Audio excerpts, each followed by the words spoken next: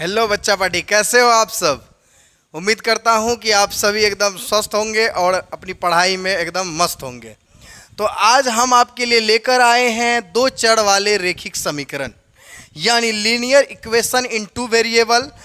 इसका most VVI objective आज हम करने वाले हैं, ठीक है। हालांकि इस चैप्टर से एग्ज़ाम में, मैट्रिक का एग्ज़ाम में सब्जेक्टिव ज़्यादा आता है, ऑब्जेक्टिव कम आता है, लेकिन फिर भी हम इसमें कोशिश किए हैं कि आपको 40 ऑब्जेक्टिव करवाएं ताकि थोड़ा सा भी कन्फ्यूजन ना रहे, ठीक है। ऐसे इस चैप्टर से सिर्फ अगर पूछा जाता है एग्ज़ाम में तो अधिकतर पूछा जाता है, ठीक है, ऑब्जेक्टिव से ज़्यादा सब्जेक्टिव का, ठीक है। यानी इससे 5 नंबर वाले प्रश्न बहुत सारे हैं इस चैप्टर में। तो क्लास 10th के जितने भी बच्चे जुड़े हुए हैं एकदम फटाफट एक वीडियो को लाइक कर दीजिए, क्योंकि आपका लाइक हमें और भी मोटिवेट करता है। मैथमेटिक्स का आज हम लोग पढ़ने वाले हैं। हम आप सभी को हमेशा एक चीज़ कहते हैं शुरू से ही कि देखिए, अगर आप अपनी पढ़ाई को मस्त करना चाहते हैं तो सबसे पहले आप मैथ को मजबूत कीजिए। अगर मैथ को आप मजबूत करते हैं तो आपका क्या होगा ना, धीरे धीरे इच्छा बढ़ेगा पढ़ाई के प्रति। इसीलिए मैथ में मजबूत हो जाइए, उसके बाद देखिए हर सब्जेक्ट में आप खुद ब खुद मजबूत हो जाइएगा, ठीक है।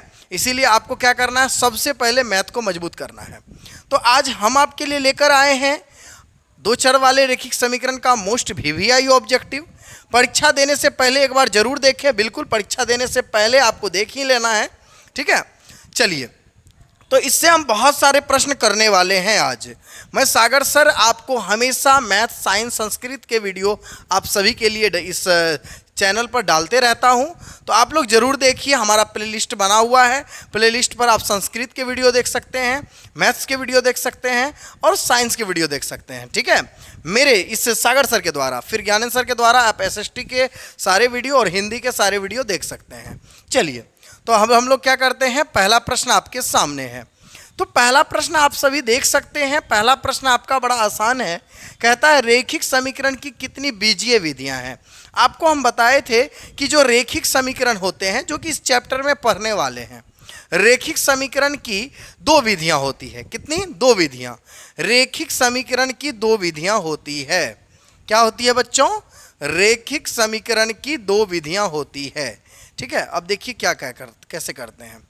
तो रेखिक समीकरण की हम लोग पढ़ चुके हैं कि 2 विधियां हैं, ठीक है, हल करने की। एक होते हैं बीजीय विधियां और दूसरा होता है ग्राफीय विधियां, ठीक है।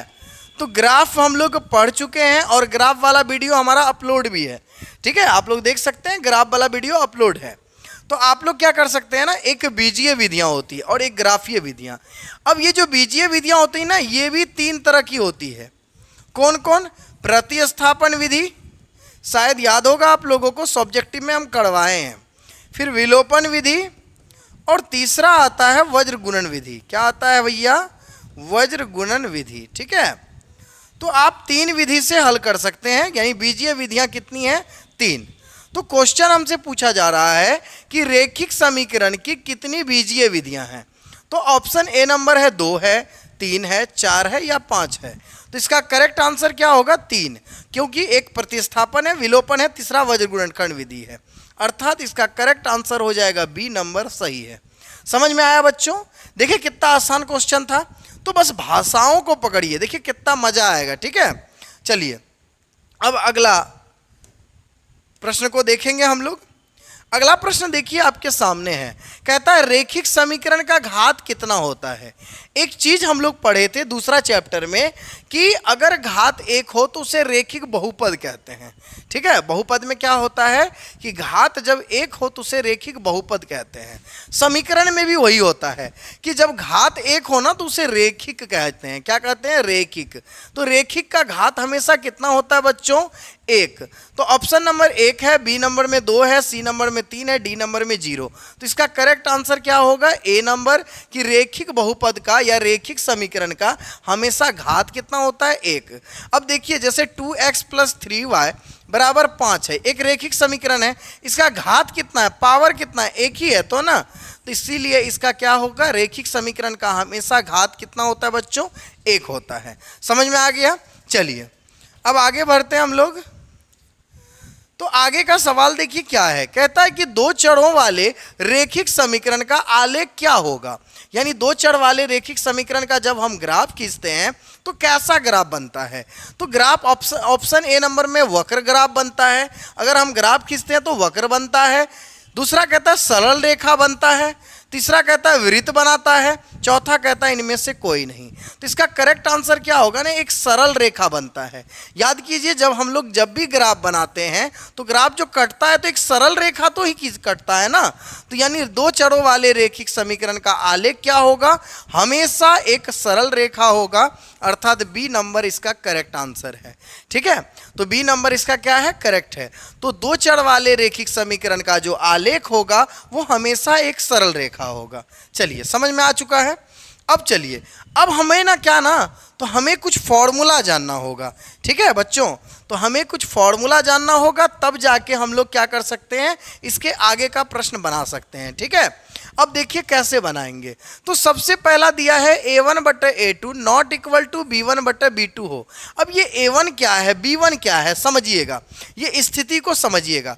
देखिए अगर कोई समीकरण आपको दिया हुआ है, जैसे दिया हुआ है 2x + 3y = 4, ठीक है, और एक समीकरण दिया हुआ आपको 4x + 3y = 9।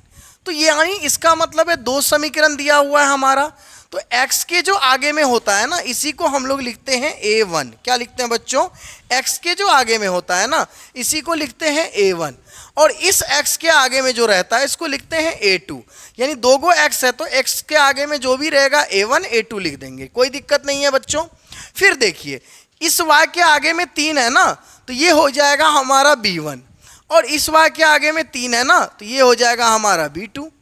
यानी y के आगे में जो रहता है उसको b कहते हैं, समझ में आ गया। और अगर पहला समीकरण का है तो b1 और दूसरे समीकरण का है तो b2, और तीसरा जिसमें कोई भी चर ना लगा हुआ है, जैसे 4 और 9, इसको हम लोग कहेंगे c1 और इसको कहेंगे c2। यानी हमारा हो गया a1 a2 b1 b2 c1 c2।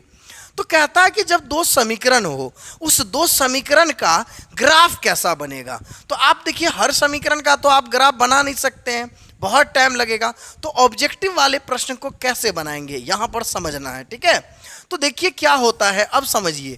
कहता है कि जब a1/a2 बराबर नहीं हो b1/b2 का, a1/a2 बराबर नहीं हो b1/b2 का, तब जो हमारा ग्राफीय रूप होता है वो ग्राफ रूप होता है प्रतिच्छेदी करती हुई रेखाएं। यानी हमारा जो इसका ग्राफ बनेगा वो बिल्कुल प्रतिच्छेद करेगा, बिल्कुल क्या करेगा, एक दूसरे को प्रतिच्छेद करेगा। ठीक है, तो अब देखिए क्या है, तो कहता है कि हमारा जब a1/a2 बराबर नहीं होगा b1/b2 का, तो हमारा ग्राफीय रूप होगा प्रतिच्छेदी करती हुई रेखाएं। इसको हम लोग कहते हैं अविरोधी। क्या कहते हैं, अविरोधी। ठीक है, यानी विरोध कुछ नहीं होगा, बिल्कुल कटेगा। अगला क्या है ना कि बीजगणितीय रूप। बीजगणितीय रूप में क्या होगा ना कि जब a1/a2 b1/b2 का बराबर नहीं हो, तब उस स्थिति में क्या होगा, तो उस स्थिति में होगा अद्वितीय हल, जिसको हम लोग कहते हैं एक हल होंगे। और जब हल किसी चीज का होता है ना तो उसे हम लोग कहते हैं संगत। क्या कहते हैं, संगत। जब किसी चीज का हल निकले तो उसे कहते हैं संगत। तो यानी इसका मतलब ये हो गया कि बीजगणितीय रूप हो गया अद्वितीय हल, अद्वितीय हल को ही हम लोग कहते हैं एक हल। समझ में आ रहा है, और इसी को कहेंगे संगत।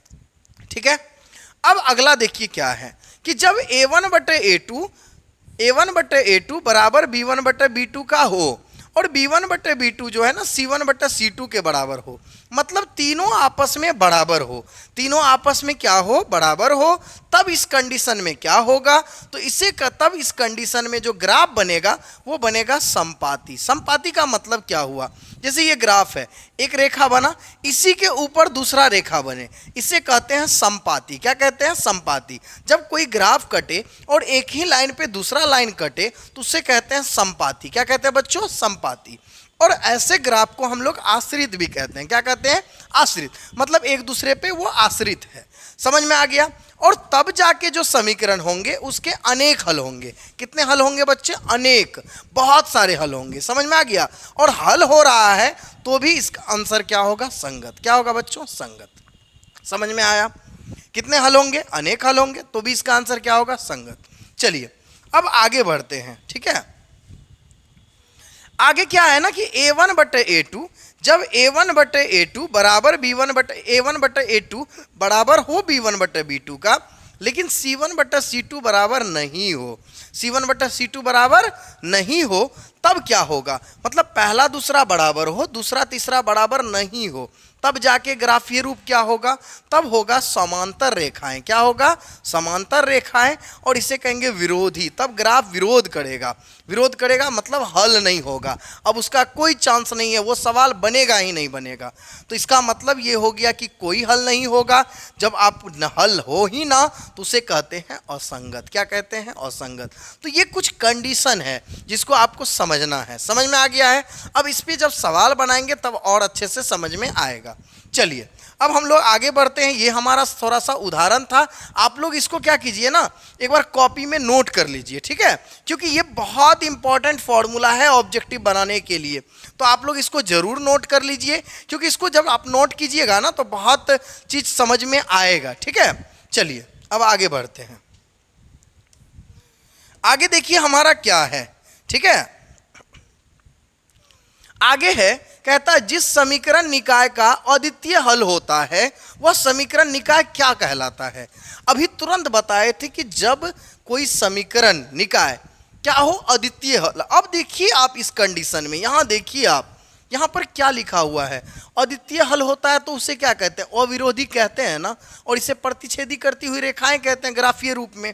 तो इसका मतलब क्या होगा, आप खुद समझिए इसका मतलब क्या होगा, ठीक है, इसका मतलब क्या होगा। अब यहाँ आप खुद समझाइए कि जिस समीकरण निकाय का अद्वितीय हल होगा वह समीकरण निकाय क्या होगा, विरोधी होगा, अविरोधी होगा, आश्रित होगा, या इनमें से कोई नहीं होगा। तो इसका करेक्ट आंसर बच्चों क्या होगा, अविरोधी। क्योंकि हमने जाना कि अद्वितीय हल तब होता है जब a1 बटे a2 बराबर नहीं होता है b1 बटे b2 का, और इस कंडीशन में हमारा क्या होता है, ग्राफ अविरोधी होता है। क्या होता है बच्चों, अविरोधी होता है। समझ में आया कि नहीं आया।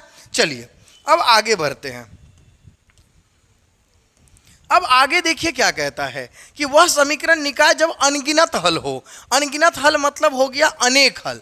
अनेक हल कब होता है आप खुद बताइए, जब a1 बटे a2 बराबर हो b1 बटे b2 का, बराबर हो c1 बटे c2 का। जब तीनों बराबर होते हैं तभी तो अनगिनत हल होते हैं, यानी अपरिमित रूप से अनेक हल। तो उस समय में क्या होगा, विरोधी होगा, अविरोधी होगा, या आश्रित होगा, या इनमें से कोई नहीं। तो अभी तुरंत हम बताए कि जब तीनों बराबर हो तो इसका ग्राफ हमारा बनेगा समपाती, और समपाती को ही हम लोग क्या कहते हैं, एक दूसरे पे आश्रित रहना। तो इसका करेक्ट आंसर क्या हो जाएगा बच्चों, सी नंबर, आश्रित। क्या हो जाएगा, आश्रित। सी नंबर इसका करेक्ट आंसर हो जाएगा। समझ में आ गया बच्चों। देखिए कितना आसान चीज है, बस थोड़ी सी कॉन्सेप्ट को हमें समझना होता है, ठीक है। चलिए अब आगे बढ़ते हैं। फिर आगे देखिए क्या कहता है कि वह युगपत समीकरण निकाय का कोई हल नहीं होगा। कोई हल कब नहीं होता है, जब a1 बटे a2 बराबर होता है b1 बटे b2 का, लेकिन जब c1 बटे c2 बराबर नहीं हो, जब ये दोनों बराबर नहीं हो तब होता है कोई हल नहीं है। उस समय में समीकरण निकाय क्या होता है, तो उस समय में होता है हमारा करेक्ट आंसर क्या होगा, विरोधी। ये ग्राफ क्या करेगा, इसका हल तो होगा नहीं, अर्थात विरोध करेगा। तो इसका करेक्ट आंसर क्या होगा, विरोधी। क्या हो जाएगा बच्चों, विरोधी। ए नंबर इसका करेक्ट आंसर है। समझ में आ गया। विरोधी समझे, अविरोधी समझे और आश्रित समझे, तीनों समझ में आ गया। और देख लिए तीनों से ऑब्जेक्टिव कैसा रहता है। चलिए आगे बढ़ते हैं हम लोग। आगे देखिए क्या कहता है कि यदि समीकरण निकाय a1x b1y c1 है बराबर 0 है, a2x b2y c2 बराबर 0 है, अगर परस्पर ये समांतर हो तो उसका हल क्या होगा। अभी तुरंत आपको बताए थे कि जब a1 बटे a2 बराबर नॉट इक्वल टू b1 बटे b2 होता है तो इसको हम लोग क्या कहते हैं कि तब हमारा होता है अद्वितीय हल। क्या होता है बच्चों, अद्वितीय हल। और हमारा ग्राफ कैसा होता है, हमारा प्रतिच्छेदी होता है ना। एक कंडीशन आपको और बताए थे कि जब a1 बटे a2 हमारा क्या हो ना, बराबर हो b1 बटे b2 का, लेकिन c1 बटे c2 बराबर नहीं हो, ठीक है, C1/C2 बराबर नहीं हो, तब जाके हमारा ग्राफ कैसा होता है, तो ग्राफ होता है हमारा समांतर। क्या होता है बच्चों, समांतर। और जब समांतर हो ना तो हल तो होगा नहीं, इसका मतलब ये है कि इसका आंसर करेक्ट होगा, कोई हल नहीं होगा, कोई हल नहीं होगा। आप कॉपी में वो सारा फॉर्मूला को एक जगह रखिए कलेक्ट करके और 10 मिनट उसको बैठ के देखिए, आपको सारा चीज़ सब कुछ समझ में आ जाएगा। समझ में आ गया बच्चों? चलिए अब हम लोग आगे बढ़ेंगे। फिर आगे देखिए क्या कहता है कि अगर परस्पर प्रतिच्छेदी हो, आलेख प्रतिच्छेदी हो, मतलब A1/A2 not equal to B1/B2 हो, तब कितने हल होंगे? तो आपको पता है कि तब होंगे एक हल, और इसी को हम लोग कहते हैं अद्वितीय हल। क्या कहते हैं बच्चों? अद्वितीय हल। तो अद्वितीय हल होगा ना, तो ऑप्शन क्या है, कोई हल नहीं होगा, गलत है, अद्वितीय हल होगा, बिल्कुल सही है। बी नंबर इसका करेक्ट आंसर होगा। क्या होगा बच्चों? बी नंबर इसका करेक्ट आंसर होगा, अद्वितीय हल होगा। अद्वितीय हल को ही कहते हैं एक हल, ठीक है। और एक हल कब होता है? जब A1/A2 हमारा बराबर नहीं हो B1/B2 का, तब अद्वितीय हल होता है। और ग्राफीय रूप कैसा होता है? प्रतिच्छेदी। क्या होता है? प्रतिच्छेदी। चलिए अगले प्रश्न की ओर आते हैं हम लोग। अगला प्रश्न देखिए हमारा क्या है बच्चों, कहता है कि ये दो गो समीकरण दिया हुआ है, ठीक है, दिया हुआ है, कहता है अद्वितीय हल होगा। बताइए इसमें से कौन सा कंडीशन अद्वितीय हल को दर्शाता है? A1/A2 बराबर B1/B2 नहीं, A1/A2 बराबर नॉट इक्वल टू B1/B2 बिल्कुल सही है बच्चों। ये हमारा दिखाता है क्या? अद्वितीय हल। क्या दिखाता है बच्चों? अद्वितीय हल, ठीक है। अच्छा ये किसको दिखाता है? ये किसको दिखाता है भाई? ये दिखाता है कोई हल नहीं है, ये कोई हल नहीं है। अच्छा ये किसको दिखाता है? ये अनेक हल। किसको दर्शाता है बच्चों? अनेक हल। समझ में आ गया? जब तीनों बराबर हो तो अनेक हल, पहला दूसरा बराबर नहीं हो तो एक हल, और पहला दूसरा बराबर हो, दूसरा तीसरा बराबर नहीं हो तो कोई हल नहीं। बस तीन ही चीज तो है, और क्या है? कुछ है नहीं है। चलिए अगले सवाल की ओर आते हैं हम लोग। अगला सवाल हमारा क्या है ना, कहता है अनगिनत हल। अनगिनत माने अनेक हल कब होगा? अनेक हल तब होता है जब तीनों बराबर हो। आपको हम बता चुके हैं, तीनों बराबर हो तो अनेक हल। तो अब ऑप्शन में देखिए, ये दोनों बराबर है, ये हो नहीं सकता है। दोनों बराबर नहीं है, ये भी नहीं हो सकता है। पहला दूसरा बराबर है, दूसरा तीसरा बराबर नहीं है, ये भी नहीं हो सकता है। ये तीनों बराबर है, तो यही हमारा होगा क्या? अनगिनत हल यानी अनेक हल। अनेक हल बच्चे कब होते हैं? जब तीनों आपस में बराबर हो। तीनों आपस में क्या हो? बराबर हो। चलिए आगे बढ़ें। अब आगे देखिए क्या है, कहता है कोई हल नहीं होगा। अब कोई हल नहीं कब होता है? जब पहला दूसरा बराबर हो और दूसरा तीसरा बराबर नहीं हो। तो अब देखिए पहला दूसरा बराबर सी नंबर में है, पहला दूसरा बराबर है और दूसरा तीसरा बराबर नहीं है, मतलब A1/A2 बराबर B1/B2 है, लेकिन B1/B2 बराबर नहीं है किसका? C1/C2 का। तो इसका मतलब इसका करेक्ट आंसर क्या हो जाएगा बच्चों? C number. समझ में आ गया? चलिए आगे बढ़ते हैं। अब अगला प्रश्न देखिए क्या है, बड़ा आसान है। कहता है यदि 2x + 3y = 13 है, x का मान अगर 2 बैठाते हैं ना तो y का मान क्या होगा? अब x के जगह अगर 2 बैठाते हैं, आप खुद सोचिए, +3y बराबर हो जाएगा 13। अब देखिए 2 दूनी 4, 4 प्लस में उधर गया तो माइनस में, अर्थात 3y बराबर हो गया 13 - 4। तो 3y बराबर होगा 13 में 4 गया 9, तो y बराबर हो जाएगा 9/3, 3 तिहाई 9। तो y का मान कितना होगा? 3 होगा। y का मान बच्चों कितना होगा? 3 होगा। तो इसका करेक्ट आंसर क्या हो जाएगा बच्चों? C number 3। कितना आसान है बताइए। x का मान दिया है, y का पूछ रहा है, x का मान पुट कर दिए, y का मान आ गया। नहीं आया क्या? बिल्कुल आसानी तरीका से आ गया। तो इसीलिए कहते हैं कि बहुत आसान है बच्चों मैथ। चलिए अगला सवाल की ओर आते हैं। अगला सवाल हमारा ये रहा, कहता है क्या? x का मान 1 बैठाइए, y का मान k बैठाइए, यानी 3 गुना x के जगह पे बैठाइए 1 -2 गुना y के जगह बैठाइए k, फिर घटा 1 है बराबर 0। अब कहता है k का मान क्या होगा? हल कर लीजिए। 3 का 3, 3 घटा 2 k घटा 1 बराबर 0। 3 में 1 गया 2, 2 घटा 2 k बराबर 0। अब -2 के उधर गया +2 के, 2 बराबर 2 के, 2 गुना में इधर आया तो भगा में, तो k बराबर 2/2 कट के कितना आ गया? 1 आ गया। कितना आ गया बच्चों? 1 आ गया। तो इसका करेक्ट आंसर क्या होगा?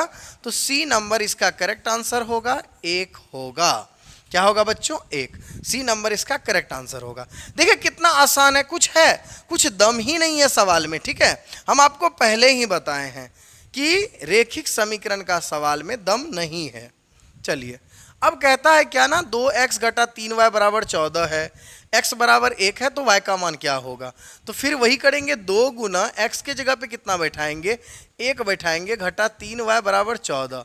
2 एकम 2, 2 प्लस में उधर गया तो माइनस में, तो घटा 3y बराबर 14 घटा 2, तो 3y बराबर क्या हो जाएगा? 14 में 2 गया 12, -3 गुना में इधर आया तो भगा में, तो 12 बटा -3, 3 चकी 12, तो y का मान आ गया -4।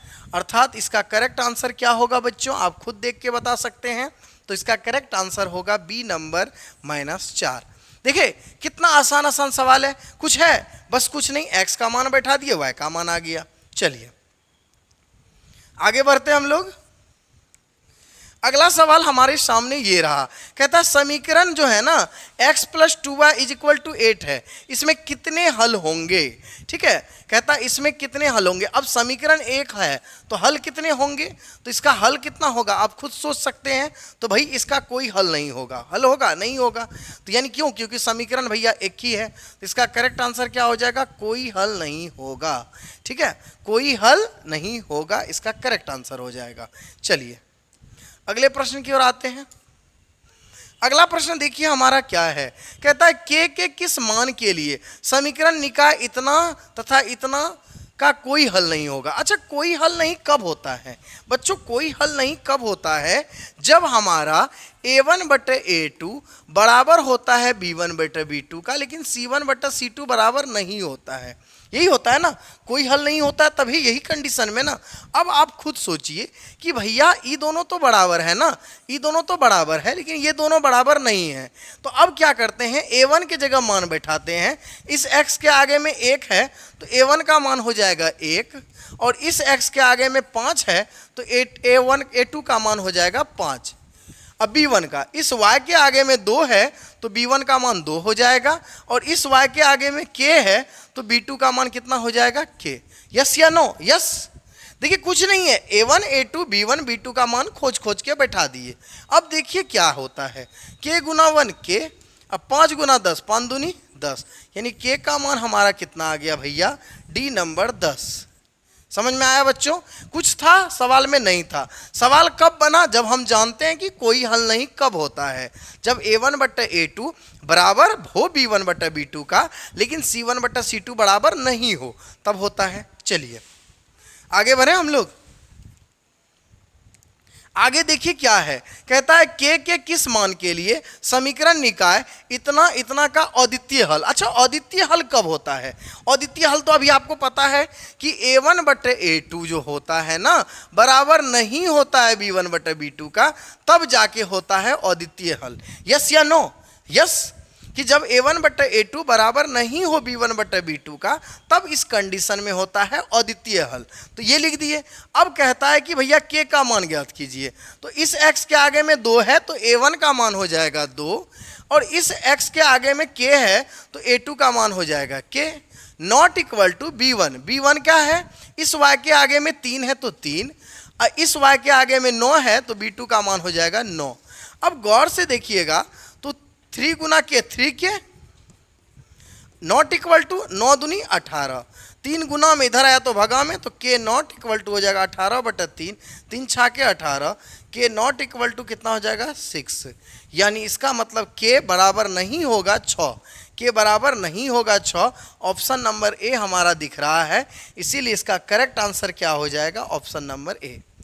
देखिए कुछ है सवाल में कुछ नहीं है बच्चा, बस हम लोग क्या कर रहे हैं, बस फॉर्मूला याद है और फटाफट उसी फॉर्मूला पे बना रहे हैं। याद कीजिए चौथा नंबर में जो फॉर्मूला बताए थे उसी फॉर्मूला पे हमारा 17 नंबर तक आया है कि नहीं आया है? बच्चा बताए ना, इसमें कोई फॉर्मूला है ही नहीं एक्स्ट्रा, बस वो आपको स्थिति वाला फॉर्मूला ध्यान में रखना है और फटाफट बनाते जाना है, आपका हर सवाल बनेगा। बिल्कुल आसान है, सबसे अगर आसान ऑब्जेक्टिव है ना बनाने का तो वो 3 लेसन का ही है। समझ में आया? चलिए आगे बढ़ते हैं।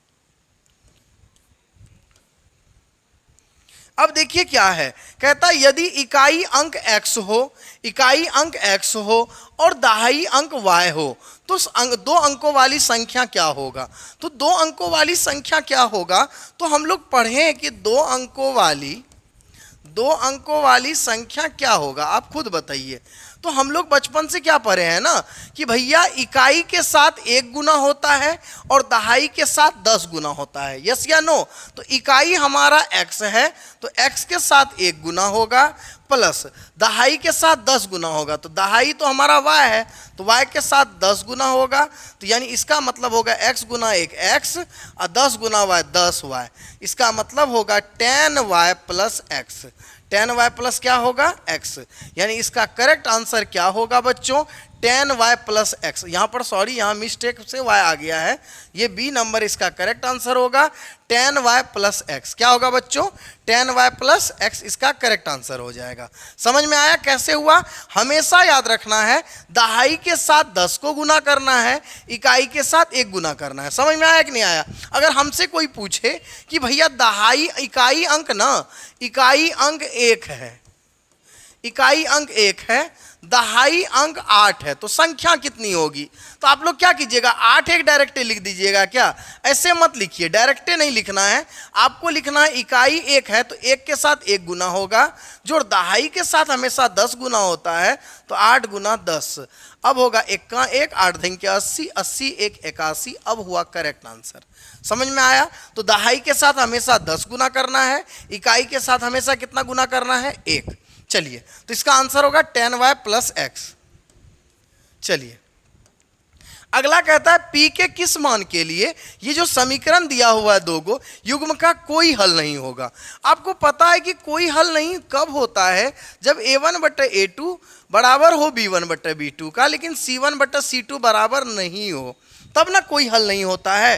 तो उस कंडीशन में हम लोग क्या करेंगे कि आराम से हम लोग करेंगे ये कि a1 का मान हम लोग लिखेंगे 5, a1 का मान x के आगे में 5 है ना तो 5, a2 का मान लिखेंगे हम लोग कितना, x के आगे में कुछ नहीं है तो 1 होगा ना 1, बराबर b1 का मान कितना लिखेंगे, तो b1 का मान हमारा क्या होगा, तो y के आगे में p है तो p लिखेंगे, अब बट b2 का मान इस y के आगे में 2 है तो 2 लिखेंगे। अब लिखेंगे p गुना 1 p, अब 5 दूनी 10, यानी हो जाएगा p बराबर 10, यानी इसका करेक्ट आंसर क्या हो जाएगा डी नंबर, यानी 10 इसका करेक्ट आंसर हो जाएगा। देखिए कितना मजा आया। कुछ है सवाल में, कुछ नहीं है, बस स्थिति थोड़ी सी पता होनी चाहिए। चलिए आगे बढ़ते हैं हम लोग। अगला प्रश्न हमारा देखिए क्या है, कहता है के किस मान के लिए निम्न समीकरण युग्म का अनंत हल होंगे। अनंत मतलब होता है बहुत सारा, अनेक हल। अब अनेक हल कब होता है, जब तीनों बराबर हो, a1 बटे a2 बराबर b1 बटे b2 बराबर c1 बटा c2 का। अब a1 का मान कितना है भैया, x के आगे में 2 है तो 2 लिखेंगे, और इस x के आगे में 4 है तो 4 लिखेंगे, बराबर b1 का मान कितना है भैया, इस y के आगे में 3 है तो 3 लिखेंगे, और इस y के आगे में है k तो k लिखेंगे, और बराबर c1 का मान कितना होगा, तो इसका मान 5 है तो 5 लिखेंगे, और इसका कितना है तो 10 तो 10 लिखेंगे। अब आप इन दोनों को भी कंपेयर करके बना सकते हैं, k गुना 2 2k बराबर 4 तिया 12, तो k बराबर हो जाएगा 12 बटे 2, 2 6 के 12, k का मान हो गया 6, k का मान क्या हो गया 6। समझ में आ गया। अब देखिए यहाँ से हो गया, अब हम लोग यहाँ से भी बना सकते हैं। देखिए कैसे बनाएंगे, ये दोनों को भी बराबर करके बना सकते हैं। कैसे, 10 तिया 30, k गुना 5 बराबर 10 गुना 30, 10 तिया 30, 5 गुना में इधर आया तो भगा में 30 बटे 5, 5 6 के 30, के का मान आ गया 6। तो आप ये दोनों को बराबर करके भी बनाइएगा तो के का मान आ जाएगा, और पहला दूसरा को भी बराबर करके बनाइएगा तो के का मान आ जाएगा। तो देखिए कितना आसान है, तुरंत आ गया। आया कि नहीं आया। तो इसका मतलब इसका के का मान करेक्ट आंसर क्या होगा, डी नंबर 6। क्या हो जाएगा 6 इसका सही आंसर है। समझ में आया बच्चों। चलिए अब आगे बढ़ते हैं। आगे क्या है ना, कहता है के किस मान के लिए, फिर वही सवाल आ गया भैया। हम बोले थे इसमें सवाल है ही नहीं, बस एक ही सवाल रिपीट होगा। के किस मान के लिए कोई हल नहीं होगा। अब युग्म का कोई हल नहीं कब होता है, जब a1 बटे a2 बराबर हो b1 बटे b2 का, लेकिन c1 बटे c2 बराबर नहीं हो, तभी ना होता है कोई हल नहीं है। तो अब इस पे क्या करेंगे हम लोग, फिर से बैठा के बना देंगे। अब क्या करेंगे, x के आगे कुछ नहीं है तो 1 है, अर्थात 1 हो जाएगा a1 का मान। a2 का मान कितना होगा, इस x के आगे में 3 है तो 3 बैठा देंगे। अब b1 का मान कितना होगा, तो इस y के आगे में 2 है तो 2 बैठा देंगे। और b2 का मान क्या होगा, इस y के आगे में k है तो k बैठा देंगे। अब देखिए 3 दूनी 6, k गुना 1 k, तो 3 दूनी 6, यानी इसका मतलब होगा k का मान कितना होगा भैया, करेक्ट आंसर हो जाएगा बी नंबर 6। कितना हो जाएगा बच्चों, तो बी नंबर 6 इसका करेक्ट आंसर है। देखिए कितना आसान है, मज़ा आया कि नहीं आया, बहुत मज़ा आ रहा है ऑब्जेक्टिव बनाने में। लगता है कि भैया एगो सीख लिए ना, बहुत लोग स्काइप करके भागना चाहते होंगे क्योंकि लगता होगा सेम ही सवाल बार बार आ रहा है। नहीं, चलिए अब अगला कहता है कि के किस मान के लिए ये जो है ना संपाती होगा। अब संपाती कब होता है भैया, जब तीनों बराबर हो, a1 बटे a2 बराबर b1 बटे b2 बराबर c1 बटे c2, तीनों बराबर हो तो क्या होता है, संपाती। क्या होता है, संपाती। होता है कि नहीं होता, ग्राफ संपाती होता है, तीनों बराबर होता है। तो अब फिर से क्या करेंगे ना, के का मान निकालना है। तो इस x के आगे में 1 तो 1, a1 का मान 1, इस x के आगे में 2 तो a2 का मान हो जाएगा 2, b1 का मान इस y के आगे में 2 तो 2, अब b2 का मान इस y के आगे k तो k। इसी दोनों को बराबर कीजिए ना, k गुना 1 k, 2 दूनी 4। काहे इस दोनों को बराबर कीजिएगा, ये दोनों को बराबर करते हैं तो भी तो आंसर आ रहा है। तो इसका करेक्ट आंसर हो जाएगा सी नंबर। समझ में आ गया, यानी 4 इसका करेक्ट आंसर है। कितना मजा आ रहा है, बिल्कुल आंसर सही सही आ रहा है। चलिए आगे बढ़ते हैं। फिर वही सवाल देखिए, कहता है के किस मान के लिए, एकदम के का भड़मार लगा हुआ है। लगता है एक ही सवाल ना 20-25 को आ गया। के किस मान के लिए इन समीकरण का अद्वितीय हल। अब अद्वितीय हल कब होता है, जब a1 बटे a2 not equal to b1 बटे b2 हो, तभी तो अद्वितीय हल होता है। तो अब अद्वितीय हल के कंडीशन में क्या करेंगे, a1 का मान बैठाएंगे, इस x के आगे में 2 है तो 2, a2 का मान इस x के आगे में कितना k तो k, not equal to b1 का मान इस उस y के आगे में 3 है तो 3, इस y के आगे में 9 है तो 9। अब देखिए k गुना 3 3 k, नॉट इक्वल टू 9 दूनी 18, 3 गुना में इधर आया तो भगा में k नॉट इक्वल टू हो जाएगा 18 बटा 3, 3 छा के 18, k नॉट इक्वल टू हो जाएगा 6। इसका मतलब करेक्ट आंसर क्या होगा भैया, a number, k not equal to 6। समझ में आ गया, यानी k बराबर नहीं होगा 6 का। कितना आसान है, तुरंत बन गया। बिल्कुल लग रहा ना एक ही क्वेश्चन रिपीट हो रहा है। क्या हो रहा है, रिपीट हो रहा है। अब देखिए इसमें क्या है, कहता है कि 2 समीकरण दिया हुआ है, इसके हल क्या होंगे। अच्छा अभी आपको हल खुद से निकालना है, तो कुछ मत कीजिए, a1 को a2 से भगा दीजिए, a1 बटे a2 निकाल लीजिए सबसे पहले, तो 2 बटे 6 कर लीजिए, 2 बटे 6। फिर क्या कीजिए ना, b1 बटे b2 निकालिए, b1 बटे b2 क्या होगा, 3 बटे 5। फिर निकालिए c1 बटे c2, क्या होगा 7 बटे 11। यस या नो, यस। अब देखिए 2 तिया 6, ये तो कट गया, तो a1 बटे a2 का मान 1 बटा 3 आया, b1 बटे b2 का मान 3 बटे 5। क्या दोनों का मान बराबर है क्या, a1 बटे a2 बराबर है b1 बटे b2 का। तो आपका जवाब आएगा कि सर नहीं है बराबर। सर ये दोनों आपस में बराबर कहाँ है, ये है 1 बटा 3, ये है 3 बटा 5, कैसे बराबर होगा भैया। तो ये बराबर नहीं होगा, और जब बराबर नहीं होगा तो इसका मतलब क्या होगा कि कौन सा हल होगा बच्चा, केवल एक हल, या आप बोल सकते हैं इसको अद्वितीय हल। क्या बोल सकते हैं बच्चों, अद्वितीय हल। तो इसका करेक्ट आंसर होगा अद्वितीय हल। समझ में आया। चलिए अगले सवाल की ओर। अगला क्या है ना, फिर दिया हुआ, कहता है अनगिनत हल होने पर के लिए के का मान। अनगिनत हल कब होता है, जब तीनों बराबर हो। ठीक है, जब तीनों बराबर हो तो अनेक हल, अनगिनत हल। चलिए अब यहाँ पर क्या, x के आगे में 1 है तो 1 लिखेंगे, a2 के आगे में कितना है भैया, x के आगे में 5 तो 5 लिखेंगे, b1 का मान कितना, इस y के आगे में 2 है तो 2 लिखेंगे, b2 का मान कितना, उस y के आगे k है तो k लिखेंगे। हल कर लीजिए, k गुना 1 k, 5 दूनी 10। तो इसका करेक्ट आंसर क्या होगा बच्चों, बी नंबर 10। बी नंबर 10 इसका करेक्ट आंसर होगा। देखिए कितना आसान है, केवल के का मान निकालते जाइए भैया। चलिए अगला सवाल देखिए, अगली बार कहता है y का मान निकालिए। एक समीकरण दिया हुआ है, कहता है x का मान -2 हो तो y का मान, x का मान -2 बैठाइए, प्लस 2y बराबर 10, -2 उधर गया तो +2, तो 2y बराबर हो जाएगा 10 2 12, 2y बराबर 12, तो y बराबर हो जाएगा 12/2 गुना में इधर आया तो भगा में, 2 छाके 12, यानी y का मान क्या हो जाएगा भैया 6, यानी सी नंबर इसका करेक्ट आंसर होगा। देखिए कितना आसान है। मजा तो बहुत आ रहा है ऑब्जेक्टिव बनाने में, इसका मजा इसलिए आ रहा है ना क्योंकि एक ही क्वेश्चन बार बार रिपीट हो रहा है कि नहीं हो रहा है। चलिए आगे बढ़ते हैं। आगे क्या है देखिए, कहता है कि x का मान 1 बैठाइए इस समीकरण में और तो y का मान निकालिए। तो x का मान 1 बैठाइए ना भैया, x के जगह 1 घटा 3y बराबर 2, 5 एकम 5, 5 प्लस में उधर गया माइनस में, तो 3y बराबर हो जाएगा 2 घटा 5, तो -3y बराबर 5 में 2 गया -3, -3 गुना में इधर आया तो भगा में, -3 बटा -3, माइनस माइनस कैंसिल, 3 एकम 3, y का मान हो जाएगा 1। y का मान कितना हो जाएगा बच्चों 1, तो इसका करेक्ट आंसर क्या होगा बी नंबर 1 इसका करेक्ट आंसर है। देखिए कितना आसान था, एक आंसर निकल गया। निकला कि नहीं निकला, बिल्कुल। चलिए आगे बढ़ते हैं। आगे क्या है ना देखिए, कहता है x का मान 1 लीजिए, y का मान 2 लीजिए और इस समीकरण को हल कीजिए और a का मान निकालिए। ठीक है, तो x का मान 1 बैठाना है और y का मान कितना बैठाना है भैया 2। तो देखिए क्या होता है, अब देखिए 3x प्लस ay बराबर 1 दिया हुआ है ना, तो 3 गुना x के जगह बैठाइए कितना 1, प्लस a गुना y के जगह कितना बैठाइए, तो y के जगह बैठाइए 2 बराबर 1, 3 एकम 3 प्लस में उधर गया माइनस में, तो a गुना 2 बराबर हो जाएगा 1 घटा 3, तो a गुना 2 बराबर 3 में 1 गया -2, तो a का मान हो जाएगा -2/2, कट के हो जाएगा -1, a का मान होगा -1, a का मान बच्चों क्या होगा -1, तो इसका करेक्ट आंसर हो जाएगा b बराबर यानी -1, यानी इसका आंसर हो जाएगा बी नंबर।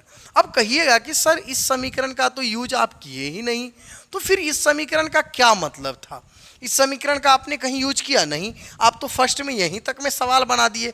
भैया ये समीकरण एक्स्ट्रा है, जब हमारा आंसर यहीं तक आ गया तो इस समीकरण का यूज नहीं करेंगे। समझ में आया कि नहीं आया। अब देखिए क्या होता है, कभी कभी ना उलझाने के लिए बच्चे उलझ जाए दूसरे समीकरण में और पता चला कि आंसर यही था हमारा शुरू में ही, तो देखिए उलझ गए हम लोग।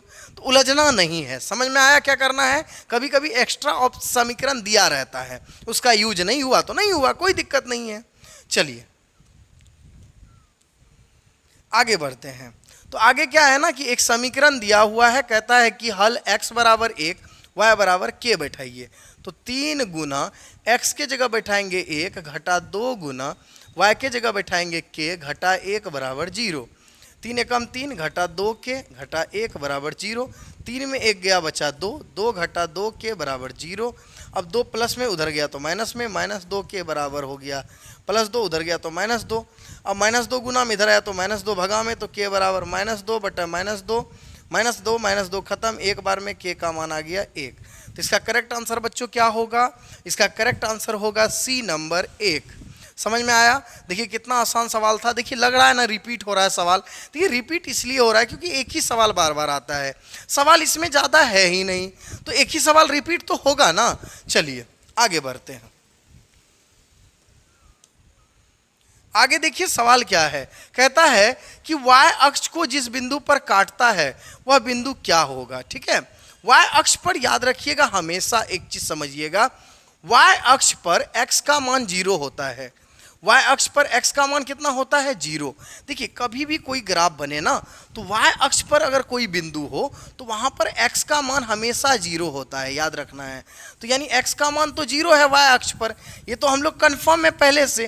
तो अब y का x का मान अगर 0 बैठाते हैं तो 2 गुना 0 प्लस 3 गुना y बराबर 6, तो 2 गुना 0 0, तो 3y बराबर 6, तो वह 3 गुना में इधर आया तो भगा में, तो y बराबर 6/3, 3 दूनी 6, y का मान आ जाएगा 2, x का मान कितना आया था 0, तो यानी इसका मतलब 0,2 हो जाएगा इसका करेक्ट आंसर। ए नंबर सही है 0,2। तो हम लोग कैसे बनाए, तो हम लोग जाने तब ना y अक्ष पर x का मान 0 होता है, तब ना बना। समझ में आया कि नहीं आया। तो y अक्ष पर x का मान 0 और x अक्ष पर किसका मान 0, तो y का मान 0। समझ में आ गया। चलिए आगे बढ़ते हैं। आगे हमारा क्या है, तो कहता है यदि रेखिक समीकरण ये दिया हुआ है, इसमें y का मान -1 है, तो y का मान -1 बैठाइए ना भैया। 3x बराबर 2 गुना y के जगह -1 बैठाइए बराबर 4। तो 3x बराबर प्लस माइनस माइनस 2 एकम 2 बराबर 4 -2 उधर गया तो +2। 3x बराबर 4 2 6, 3x बराबर हो गया 6। तो x बराबर हो गया 6/3 गुना में इधर आया तो भगा में 3 दूनी 6, x बराबर 2। तो इसका करेक्ट आंसर क्या होगा बच्चों, फटाफट बताइए। A number, B number, C number, D number. तो इसका करेक्ट आंसर होगा x बराबर 2, यानी B नंबर इसका करेक्ट आंसर है। देखिए कुछ है नहीं है, चलिए आगे बढ़ते हैं। अगला सवाल हमारा ये रहा। तो अगला सवाल हमारा क्या है ना कि दो समीकरण दिया हुआ है, कहता है x तथा y का मान निकालिए। x तथा y का मान आपको निकालना है। देखिए कुछ मत कीजिए, बिल्कुल आसान है। आप क्या कीजिए ना, यहाँ पर बैठा के पुट कीजिए। x की जगह अगर 2 बैठाते हैं जोड़ 2 गुना, y की जगह अगर -3 बैठाते हैं तो क्या -1 आता है क्या? तो 2, 3 दूनी 6, -6 अब में 2 जाएगा तो -6 में अगर 2 जाएगा तो कितना बचेगा, -4। अब -4 अब -1 के बराबर हो सकता है क्या? तो पहला ऑप्शन खत्म, पहला ऑप्शन का खेला खत्म हो गया यहीं पर। अब दूसरा ऑप्शन देखिए, आप ना इसको ना विलोपन विधि या प्रतिस्थापन विधि से भी बना सकते हैं या ऑप्शन को पुट करके भी बना सकते हैं। तो आपके पास दोनों ऑप्शन है, तो आप दोनों ऑप्शन कर सकते हैं। हम ऑप्शन से ही बना रहे हैं, ऑब्जेक्टिव है इसीलिए। अब x की जगह 3 बैठाते हैं जोड़ 2 गुना, y की जगह बैठाते हैं -2, तो क्या हो जाएगा 3 plus minus minus 3 plus minus minus 2 दूनी 4, 4 में 3 गया -1, बिल्कुल सही है। तो ये हमारा हो सकता है, लेकिन अभी वेरीफाई नहीं कर रहा है, क्योंकि जब तक दूसरा समीकरण नहीं करेगा वेरीफाई तब तक इसको हम आंसर नहीं मानेंगे। पहला भले हो गया, अब दूसरा में बैठा के देखते हैं। 2 गुना x के जगह बैठाइए 3, 3 दूनी 6 घटा 3 गुना y के जगह बैठाइए -2। अब देखिए क्या 12 पुरता है क्या? 3 दूनी 6 माइनस माइनस प्लस 3 दूनी 6, 6 6 12, बिल्कुल सही है। इसका मतलब इसका आंसर करेक्ट क्या होगा, बी नंबर, x बराबर 3 y बराबर -2। तो ऑप्शन से भी बना लिए। अगर आपका इच्छा करे नहीं प्रतिस्थापन विधि से बनाएंगे तो भैया उसी विधि से बनाइए, विलोपन विधि से मन करे तो विलोपन विधि से बनाइए, आपका जोन इच्छा करे उस विधि से बनाइए भैया। चलिए आगे बढ़ते हैं। फिर आगे देखिए क्या है, कहता है कि अब इसमें क्या होगा। तो भैया अब देखिए ना, x के जगह 4 प्लस y के जगह 1, 4 1 5, कभी पुड़ेगा 10 नहीं पुड़ेगा। x के जगह 8, y के जगह जो, ठीक है, तो 8 2 10, बिल्कुल पुर रहा है। अब यहाँ पर भी बैठाते हैं 8 घटा 2, 8 में 2 गया 6, बिल्कुल पुर रहा है। इसका मतलब इसका करेक्ट आंसर क्या होगा, बी नंबर, x का मान 8 y का मान 2। देखिए ऑप्शन से बना लिए। आप चाहते तो इसको अगर समीकरण हल करके बनाते, x का मान निकालते y का मान निकालते, कितना लफड़ा लगता। तो जल्दी से फटाफट, अगर आपका कैलकुलेशन मजबूत है ना तो आप क्या कीजिए, फटाफट इसको ऑप्शन से पुट करके बनाइए, बिल्कुल जल्दी बन जाएगा, तुरंत बन जाएगा। समझ में आया कि नहीं आया? चलिए, ऑब्जेक्टिव बनाने में आपको लेट पता है क्यों लगता है, यही वजह है, आप उसको कैलकुलेशन करने लगते हैं। हम करते हैं नहीं करते हैं। अब देखिए इतना बड़ा सवाल है, इसको आप बनाने लगेंगे तो कितना समय लगेगा, लगेगा कि नहीं लगेगा? अगर ऑप्शन से बनाएंगे तो तुरंत बन जाएगा। देखिए कैसे बनाते हैं, x के जगह 2 बैठाइए तो 47 गुना 2 अब प्लस 31 गुना y के जगह बैठाइए 1, तो 47 दूना 7 दूना 14, 94 जोड़ 31, कभी भी 63 पुड़ेगा क्या? नहीं, बहुत ज़्यादा हो जाएगा। इसका मतलब ऑप्शन ए नंबर खत्म। अब ऑप्शन नंबर 2 बैठाते हैं, 47 गुना -2, 47 गुना -2 जोड़ 31 गुना y के जगह 1, तो 47 दूना 94, -94 प्लस 31। अब देखिए -94 प्लस 31 कितना होगा, तो आ जाएगा कितना, तो -94 प्लस 31, तो प्लस माइनस माइनस 4 में 1 गया 3, ठीक है। यहाँ बचा कितना 9, 9 में 3 गया 6, 9 में 3 गया कितना 6 बचा, ठीक है। अब बढ़ा के आगे माइनस चिन्ह तो माइनस, तो -63 है, लेकिन यहाँ तो +63 है, तो ये भी हमारा गलत है, ये भी हमारा क्या होगा, गलत हो। तो अब हम लोग क्या कर सकते हैं, कुछ ना कुछ तो करना पड़ेगा ना। तो अब हम लोग क्या करते हैं, ऑप्शन नंबर 2 भी गलत हो गया, ऑप्शन नंबर 3 बैठाते हैं, x के जगह 2 बैठा के देखते हैं।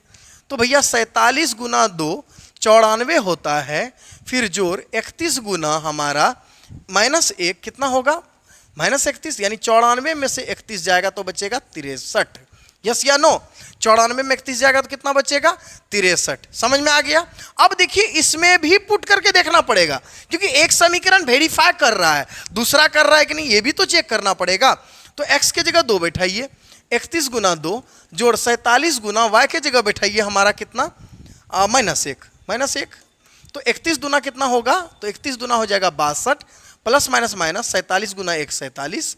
अब 12 में 7 गया तो 5, यहाँ बचा 5, 5 में 4 गया 1 15, बिल्कुल हो गया, 15 आ चुका है। इसका मतलब इसका करेक्ट आंसर होगा सी। x का मान 2, y का मान -1। अब आप कहिएगा भैया इसको हम विलोपन विधि से बनाएंगे, तो भैया बनाइए ना इसको, कितना देर लगेगा समझिए? बहुत देर लगेगा ना, तो बहुत देर लग जाएगा, उस अच्छा ऑप्शन से बनाइए, तुरंत बनेगा। चलिए आगे बढ़ते हैं। आगे क्या कहता है कि 2 अंकों वाली संख्या के अंकों का योग का चरगुना है। यदि संख्या में 18 जोड़ दिया जाए तो अंक उलट जाती है, तो संख्या क्या होगा? 2 अंकों वाली संख्या के अंकों के योग का चरगुना है, यानी 2 अंकों वाली संख्या जो है ना वो अपने अंकों के योग का चरगुना है। जैसे 4 और 2 को जोड़ेंगे तो 4 2 6, और 6 का चौगुना कीजिए, 6 6 के 24, क्या 24 है? नहीं है, ये गलत हो गया। अब इसको करते हैं 4 2 6, 6 गुना 4 कीजिए, 6 को चौगुना कीजिए, 4 से गुना कीजिए, 6 6 के 24, बिल्कुल। तो ये हमारा होना चाहिए, लेकिन पहले देखिए क्या ये दूसरा को वेरीफाई कर रहा है क्या, कि एक ही ऑप्शन वेरीफाई कर रहा है? तो हमारा क्या है ना, 2 अंकों वाली संख्या के अंकों का चरगुना है, बिल्कुल चरगुना है। अब कहता है यदि संख्या में 18 जोड़ दिया जाए, अब 24 में 18 जोड़ के देखिए, 8 4 12 का 2, ठीक है, 2 1 3 1 4, तो अंक उलट जाते हैं, बिल्कुल। 24 हमारा किस में हो गया? 42 में। तो देखिए 4 पहले आ गया, 2 बाद में आ गया, अंक तो उलट गया ना। इसका मतलब इसका करेक्ट आंसर क्या होगा? B number 24। देखिए दोनों चीज को, अब 2 लाइन दिया है ना, तो दोनों लाइन को वेरीफाई करना चाहिए। तो वेरीफाई कैसे कर रहा है? तो 2 अंकों वाली संख्या के अंकों का योग का चौगुना है, अंकों का योग कर दिए, 4 2 6, 6 को चौगुना किए, 24 पूर रहा है, बिल्कुल सही है। फिर इस संख्या में 18 जोड़ दिया जाए, 18 जोड़ के देखें तो अंक पलट जाते हैं, बिल्कुल 42 आता है, तो अंक पलट गए। तो इस संख्या क्या होगा? इसका मतलब 24 इसका करेक्ट आंसर होगा। चलिए आगे बढ़ते हैं हम लोग। आगे देखिए क्या है, कहता है कि ये 2 समीकरण दिया हुआ है, इसका हल कौन सा होगा इनमें से? कुछ मत कीजिए, बैठाइए, x का मान 2 बैठाइए, घटा 2 गुना y के जगह बैठाइए 1, तो 2 एकम 2, 2 घटा 2 बराबर 0, बिल्कुल सही है। फिर अब यहाँ बैठाइए इस समीकरण में, एक तो समीकरण सही है, इसका मतलब ये नहीं कि यही आंसर होगा, दूसरा समीकरण में भी बैठाइए। तो अब बैठाते हैं 3 गुना 2 3 दूना 6, जोड़ 4 गुना 1, तो 4 एकम 4, 6 4 10, बिल्कुल सही है ना, 3 दूनी 6, 6 अचर का 4, 6 4 10, यानी इसका मतलब ऑप्शन नंबर ए इसका सही है। x का मान 2, y का मान 1। तो आपको क्या करना है? ऑप्शन बैठाना है दोनों समीकरण में, अगर हमारा बराबर आ जाता है दोनों का तो हमारा वही आंसर होगा, तो करेक्ट करके हम वहीं पर टिक कर देंगे। समझ में आया कि नहीं आया?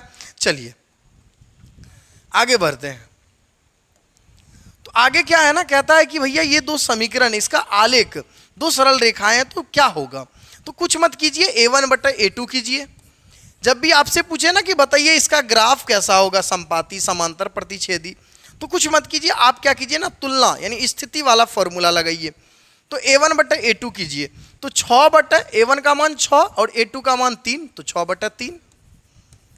फिर b1 बटा b2 कीजिए, -2 बटा, इसके आगे में कुछ नहीं है तो 1 होगा ना, -2 बटा -1। c1 बटा c2 कीजिए, 9 बटा 12। तो आप गौर से देखिए, माइनस माइनस कट गया, 3 दूनी 6, यहाँ पर 9 का 3 तिया 9, 3 चौके 12। तो आप गौर से देखिएगा, तो a1 बटा a2 का मान 2 आया है, b1 बटा b2 का भी मान 2 है, c1 बटा c2 का मान है कितना? 3 बटा 4।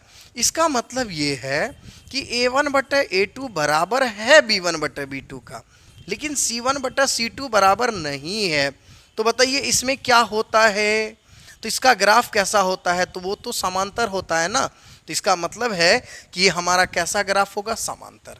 तो ऑप्शन नंबर क्या हो जाएगा? बी इसका करेक्ट आंसर हो जाएगा। चलिए आगे आते हैं। अगला प्रश्न हमारा देखिए क्या है, पूछता है कि भैया ये जो समीकरण है ना इसका क्या होगा? एकल हल होगा, कोई हल नहीं होगा, अनेक हल होगा, या इनमें से कोई नहीं होगा? तो कुछ मत कीजिए, फिर से वही कीजिए, स्थिति निकालिए। a1 बटा a2 कीजिए, तो A1 का मान 1, A2 का मान 3। फिर B1 बटे B2 कीजिए तो 2 बटे कितना हो जाएगा 12।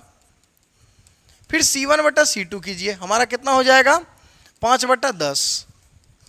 तो 5 दूनी 10, 2 छा के 12, ये 1 बटा 3। तो आप गौर से देखिएगा ना, A1 बटा A2 1 बटा 3 आया, B1 बटा B2 1 बटा 6 आया है। इसका मतलब ये है कि ये दोनों आपस में बराबर नहीं है। A1 बटा A2 ना B1 बटा B2 के बराबर नहीं है। ये 1 बटा कितना है तो 1 बटा 3, और ये है 1 बटा 6। कभी बराबर होगा आपस में? नहीं होगा। तो ये दोनों बराबर नहीं होगा। जब बराबर नहीं होता है तो कितने हल होंगे? एक हल, और इसी को हम लोग कहते हैं अद्वितीय हल।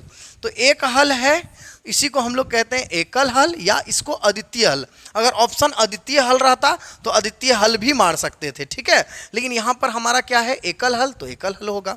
दोनों में से कोई एक ही ऑप्शन देगा, या तो अद्वितीय या तो एकल। चलिए आगे बढ़े। आगे तो क्या है कि अब देखिए 39 नंबर का क्या है, तो कहता है फिर वही सवाल है। कहता है कि भैया इसमें क्या होगा ना, कितने हल होंगे? एकल, कोई हल नहीं है, बस वही सवाल है। तो फिर कैसे बनाएंगे ना, इसके आगे कुछ नहीं है तो एक है। तो अब देखिए हमारा क्या है, A1 बटे A2। अब A1 का हमारा मान क्या है? 1 है। A2 का मान कितना है? तो x के आगे में -3 है, तो ये तो -3 होगा। अब B1 बटे B2, तो B1 का मान कितना है भैया? तो इस y के आगे में 2 है तो 2, और B2 का मान कितना होगा? इस y के आगे -6 है तो -6। C1 बटा C2, अब यहाँ पर देखिए C1 का मान क्या है? तो 5 है, ये 5 होगा। इतना इक्वल टू कुछ नहीं है तो 0 है, तो ये हो गया हमारा 5। और C2 का मान क्या होगा? तो C2 का मान कितना होगा? 1 होगा। अब गौर से देखिएगा तो ये हमारा कट रहा है, ठीक है, यहाँ पर है ना, कोई दिक्कत नहीं। तो 2 तिया 6 -1 बटा 3, यानी A1 बटा A2 का मान हमारा है -1 बटा 3। B1 बटा B2 का भी मान आया है -1 बटा 3, और C1 बटा C2 का मान कितना आया है? 5 बटा 1। तो आप गौर से देखिएगा ये दोनों बराबर है, -1 बटा 3 -1 बटा 3, पहला दूसरा बराबर है। लेकिन ये दोनों का मान बराबर नहीं है। तो A1 बटा A2 हमारा बराबर है B1 बटा B2 का, लेकिन C1 बटा C2 बराबर नहीं है। तो इस स्थिति में क्या होता है? हमारा समीकरण होता है हमारा कोई हल नहीं होगा। तो हमारा आंसर क्या होगा? कोई हल नहीं होगा, अर्थात बी नंबर इसका करेक्ट आंसर होगा। कोई हल नहीं होगा। समझ में आया बच्चों?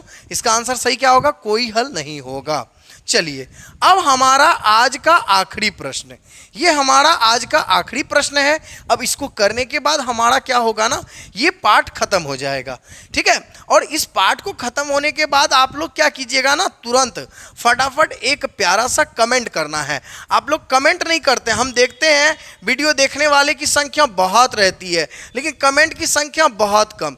तो आप लोग इस वीडियो को जैसे कंप्लीट होगा आप एक प्यारा सा कमेंट करेंगे, अच्छा सा, कि ऐसा आपको लग रहा है वीडियो कितना समझ में आ रहा है, वो सारा चीज़ आप लिखेंगे। समझ में आ गया? तब फिर जाके हम लोग और अगले वीडियो में आएंगे। चलिए अब ये आखिरी है। कहता है कि बताइए ये इसका ग्राफ कैसा होगा, मतलब ग्राफ नहीं, बीजगणितीय रूप, संगत या अद्वितीय हल, अपरिमित रूप से अनेक हल, तो बहुत सारा चीज़ लिखा हुआ है। तो अब हम लोग भी फिर वही करेंगे, A1 बटे A2 तो कितना होगा भैया? 2 बटे 4। B1 बटे B2 कितना होगा? तो 3 बटे 6। C1 बटे C2 कितना होगा भैया? तो 5 बटे 9, 5 बटे 9। अब गौर से देखिएगा तो 2 दूनी 4, 3 दूनी 6, 1 बटे 2, 1 बटे 2। तो पहला दूसरा बराबर है, दूसरा तीसरा बराबर नहीं है। तो A1 बटे A2 बराबर है B1 बटे B2 का, लेकिन C1 बटे C2 बराबर नहीं है। तो इस स्थिति में आपको पता है कि क्या होता है? कोई हल नहीं होता है। क्या होता है? कोई हल नहीं। तो कोई हल नहीं होता है। अब कोई हल नहीं होता है तो इस स्थिति को हम लोग एक चीज़ और कहते हैं, याद कीजिए, असंगत। क्या कहते हैं? असंगत। तो ऑप्शन में असंगत है तो इसका करेक्ट आंसर क्या हो जाएगा? ए नंबर असंगत, ये असंगत हो जाएंगे, यानी जब हल नहीं हो ना तो वो हमारा क्या होता है, असंगत होता है।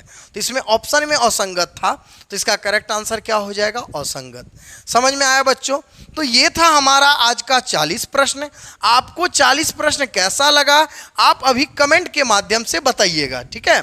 आप लोग कमेंट के माध्यम से बताइए कि ये 40 प्रश्न आपको कैसा लगा और आपका कैसा तैयारी चल रहा है मैथ में, ये भी बताना है आपको। और जो आज इस चैनल से पहली बार जुड़े हैं तो वो फटाफट एक प्यारा सा कमेंट करके और इस चैनल को सब्सक्राइब कर लीजिए और अपने दोस्तों में शेयर भी कीजिए। आप उनको बताइए कि हमारा ये माँ काली कोचिंग सेंटर का जो ये चैनल है, इस चैनल पर कितना अच्छा अच्छा वीडियो आ रहा है, ठीक है? और आज के लिए इतना ही। और जो जो लाइक नहीं किए हैं तो वो फटाफट एक बार लाइक भी कर दीजिए। और इस वीडियो को समाप्त आज यहीं करेंगे, मिलेंगे अगले वीडियो में, तब तक के लिए धन्यवाद।